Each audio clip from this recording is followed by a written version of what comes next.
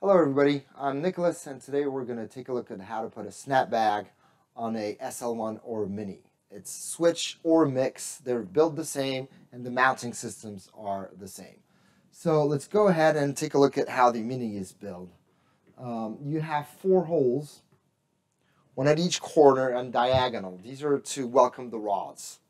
So let's go ahead and take the SnapBag, start putting the rods without.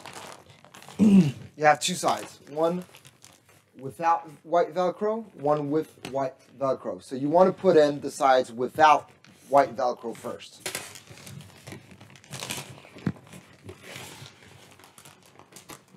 Okay, once this is done, go on the other side.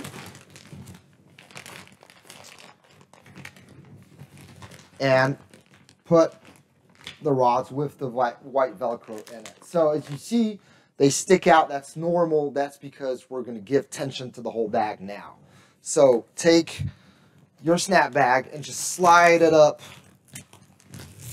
on the rod and the white Velcro, giving tension to the whole bag. You still have an extra option to give even more tension.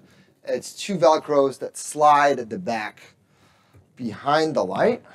There we go. Perfect. Now you're ready to put a diffuser on it. Thank you.